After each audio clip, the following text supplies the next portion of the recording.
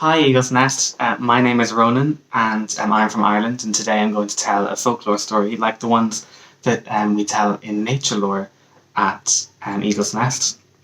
And this story is a famous Irish story about a famous character called Fionn MacCumhaill. And Fionn MacCumhaill was so famous for his strength and his bravery, and and all the battles that he won. He was part of a group of warriors called the Fianna. And the Fianna, they also won every battle thanks to Fionn MacCumhaill. He was their leader. Now, Fionn MacCumhaill was getting bored because he won everything and there was no challenge for him anymore. And as we all know, it's important to move on and improve your skills, and he wasn't able to do that. His hobbies used to be going out and arm wrestling, and he beat everyone. He didn't know what to do.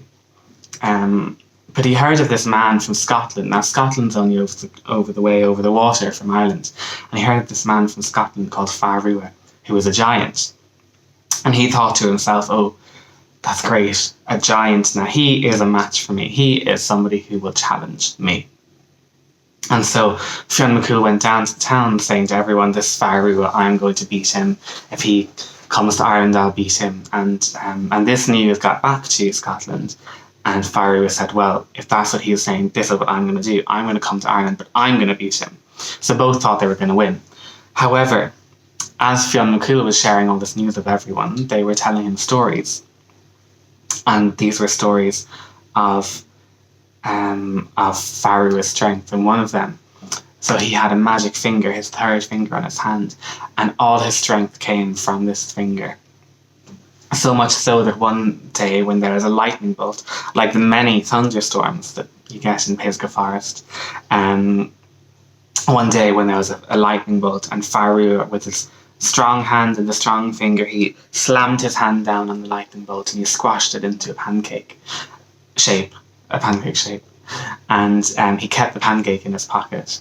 And so this story got back to Fionn MacCumhaill, and he was quite concerned because he knew, well, if this man can squash a thunderbolt, I am not able. I will not win this battle.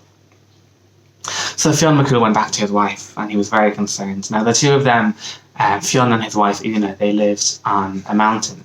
Like many mountains in Ireland, it is very, very windy and a harsh landscape, difficult to live there. So the howling wind all day, every day. And also, unlike most of Ireland, this mountain was very dry. They had no water, and they had a very difficult life. They were struggling quite a bit. And anyway, he went back to Una and he said, Una, I'm very, very worried. Fionn is going to come across the water, and I'm not going to win.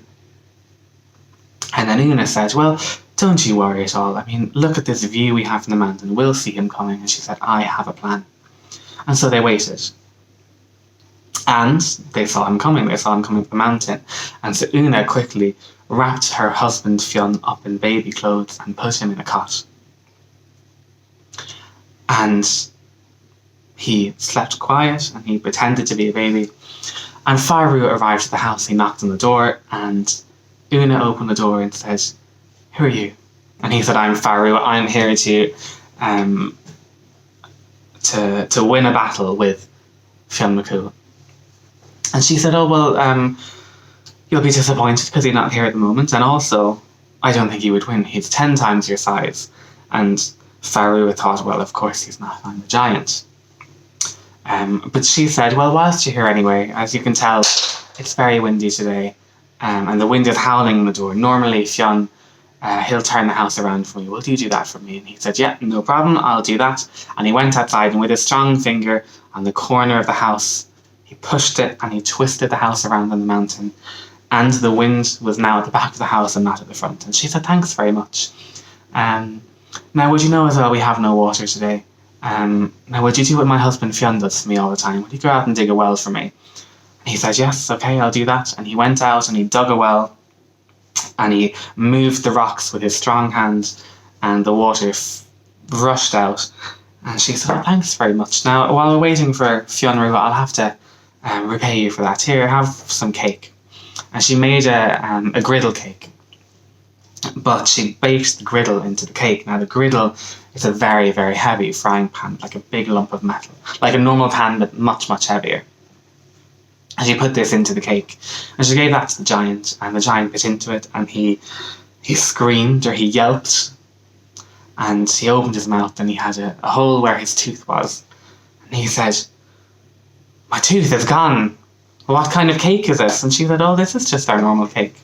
How about this instead?" And she gave him a steak, and the steak was meat wrapped around a big wooden log. And he bit into it, and he got splinters, and he was in pain, and he said, "Oh, what kind of a steak is this? It's grating in my mouth." And she said, "This is very, very unusual. This is the food we normally give the baby." And so the baby, Fionn MacCumhaill in the corner, he kind of giggled a little, and Una gave him a piece of normal cake without any metal and some normal steak, and he ate it. And Faru was a little bit concerned. He said, "Wow, this is a lot. This is a lot for a baby to do if I can do it." And he said, "What kind of baby is this?" And she said, "Oh, but he's only 1/10 of the strength of his father. Why didn't you show him, child? Why didn't you show Farua of what your father has taught you?" And so the baby, Fionn MacCumhaill, he jumped out of the cot, and he handed a rock to the giant, and he said to the giant, "Can you squeeze this rock till water comes out, like my dad does?" And the giant tried, and he wasn't able to do it. And then the man said, "Well, can you do it?" And he gave it back.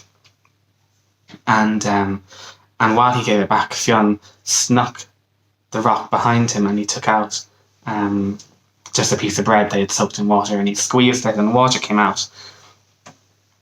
And the giant said, "How can this be? This is crazy." And he said, "Well, what kind of teeth does that baby have if he can eat all that food?" And she said, "Well, it's the strong tooth at the back of his mouth. You'll have to have a look for yourself." And so the giant opened the baby's mouth. He put his hand right in, all the way to the back, and his strong finger all the way to the back. And Fionn MacCumhaill bit down and bit off his strong finger, and the giant fainted in his pain. And as he woke up, his magic finger was gone. He had no more strength. And he ran away in fear. She said, "Fionn MacCumhaill still hasn't arrived." And he ran back to Scotland in fear, across the water. And from there on out, whenever anyone criticised Fionn MacCumhaill for being boisterous and too strong of a warrior, she used to say, "Well, he has no more. He has no more danger than a baby." And that's my story from Ireland. I hope everyone stays safe during this lockdown and goes out in the garden or goes somewhere away from people and enjoys the nature.